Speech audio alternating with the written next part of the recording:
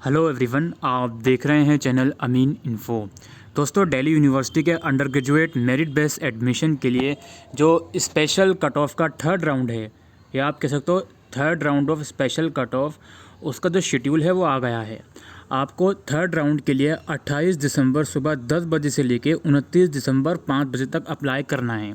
अब जो actual cut off होगी थर्ड राउंड के लिए वो 28 दिसंबर तक वेबसाइट पर आ जाएगी, और हो सकता है 27 या 26 को ही आ जाए।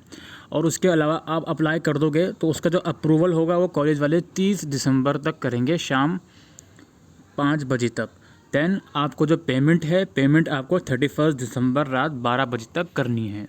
अब डिस्कस करते हैं कि ये third round of special cut off के लिए कौन कौन कैंडिडेट एलिजिबल हैं। सबसे पहला पॉइंट ये है कि जो वैकेंट सीट होगी हर कोर्स की, हर कैटेगरी की, हर कॉलेज में, यानी कि एक कॉलेज में किस कोर्स में किस कैटेगरी में कितनी सीट हैं, वो वेबसाइट पर आ जाएगा 28 दिसंबर तक सुबह। ठीक है।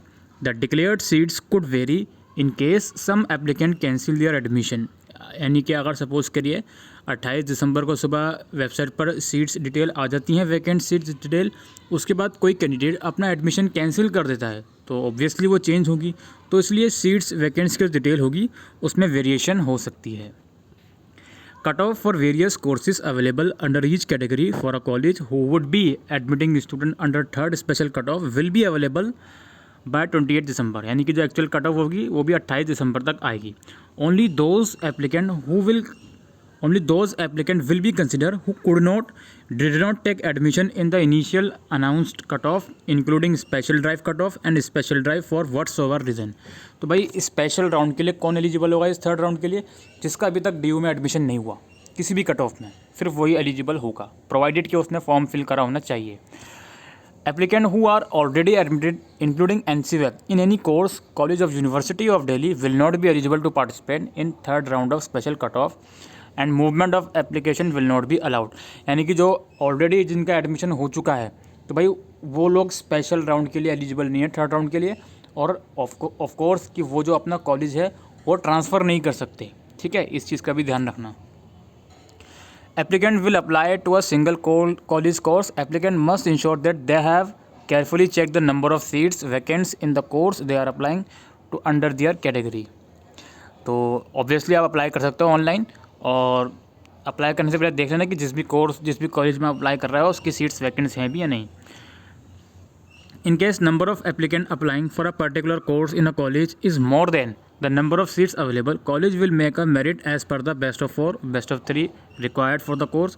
The college will approve only those number of applicant as per the merit as the number of seats available। Suppose करिए किसी कॉलेज में किसी कोर्स में 5 सीट्स हैं और अप्लाई करने वाले 10 आ गए, तो भाई 10 के 10 का एडमिशन नहीं होगा, सिर्फ 5 का ही होगा। अगर वो 10 के 10 बच्चे बेस्ट 4 का क्राइटेरिया मैच भी कर रहे होंगे तब भी नहीं होगा। उस केस में क्या देखा जाएगा? उस केस में फिर आपके बेस्ट 5 मार्क्स देखे जाएंगे। सपोज़ करिए 5 सीटें हैं और 10 के 10 बच्चे उसमें मैच कर रहे हैं, फिर वो देखेंगे बेस्ट 4 नहीं, बेस्ट 5। बेस्ट 5 में देखेंगे भाई कि अब बेस्ट 5 में किसके ज़्यादा मार्क्स हैं, उसको लेंगे फिर वो, ताकि नंबर ऑफ़ सीट्स जो है वो फुल हो सकें, उससे ज़्यादा एडमिशन ना हो। और इन केस बेस्ट 5 से भी मामला नहीं बनता तो जिसकी डेट ऑफ बर्थ ज़्यादा होगी, जिसकी जो बड़ा होगा मतलब उसका एडमिशन होगा। तो इसका सिंपल सा मतलब ये है कि सिर्फ अप्लाई कर देने से ये नहीं है कि आपका एडमिशन कंफर्म हो जाएगा। नॉर्मल जो कट ऑफ आती थी उसमें क्या होता था कि जो भी बच्चा कट ऑफ में मैच कर रहा है उसका एडमिशन होगा, फिर चाहे कॉलेज वाले के पास सीट्स हों या ना हो। लेकिन स्पेशल राउंड में ऐसा नहीं है।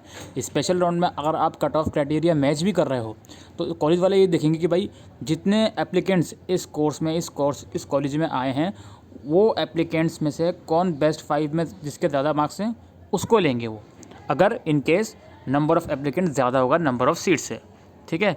No grievances will be entertain in case of any applicant fails to pay the fee if approve within the stipulated time, यानी कि फ़ीस पे नहीं करी तो कोई उसका ग्रीवेंसेस नहीं कंसिडर किया जाएगा। और सबसे इंपॉर्टेंट बात, जो बच्चे रिज़र्व कैटेगरी से हैं, जी हाँ, जो बच्चे रिज़र्व कैटेगरी से हैं, अगर ऑनलाइन फॉर्म फिल करते वक्त आपने OBC का पुराना वाला सर्टिफिकेट अपलोड किया था तो भाई आपका एडमिशन अब तभी एक्सेप्ट करेंगे वो लोग जब आप नया वाला सबमिट करोगे, या EWS का भी नया वाला, मतलब 31 मार्च 2020 के बाद का इशू किया हुआ।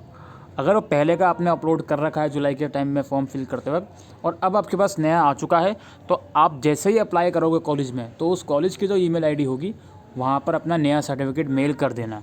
अंडरटेकिंग से या एक्नॉलेजमेंट स्लिप से अब कोई काम नहीं चलने वाला। अब ये लोग 15 दिन या 14 दिन का टाइम नहीं देंगे कि भाई आप अंडरटेकिंग सबमिट कर दो और 15 दिन बाद ओरिजिनल दे देना, ठीक है। स्पेशल ड्राइव में ये सीन नहीं है। मैंने प्रॉब्लम खुद फेस करी है किसी स्टूडेंट के साथ, तो इसलिए मैं आपको ये बता रहा हूँ।